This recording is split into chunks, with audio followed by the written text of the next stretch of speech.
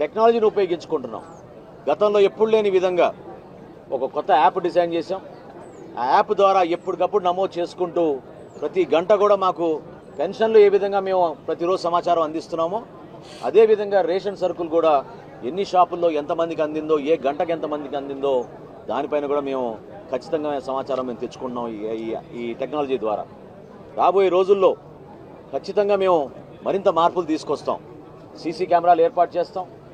వచ్చిన వినియోగదారులకి సౌకర్యాలు కల్పిస్తాం.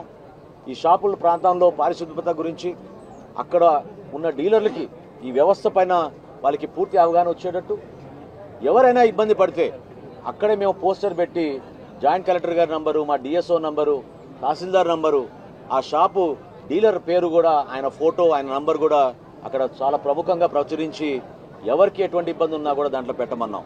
ఇదే కాదు, అక్కడ ఒక క్యూఆర్ కోడ్ కూడా పెట్టాం. ఆ క్యూఆర్ కోడ్లో ఎవరైనా సరే వాళ్ళ ఫోన్లో స్కాన్ చేసి వాళ్ళకి సమస్య ఉందని వాళ్ళు చెప్తే డైరెక్ట్గా మా కమిషనర్ గారి దగ్గరికి ఆ ఇన్ఫర్మేషన్ వస్తుంది.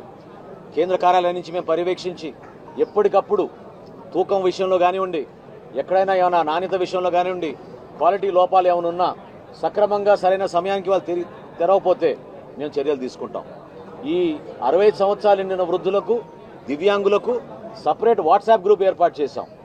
డీలర్లు ఖచ్చితంగా అక్కడ వెళ్ళగానే, వాళ్ళ ఇంటికి వెళ్ళగానే ఒక ఫోటో తీసుకుని మా కేంద్ర కార్యాలయానికి పంపిణీ చేశామని చెప్పి వాళ్ళు పంపించాలి. ఈ విధంగా మానిటర్ చేసుకుంటూ ఒక అద్భుతమైన కార్యక్రమానికి మరొకసారి శ్రీకారం చుట్టాం.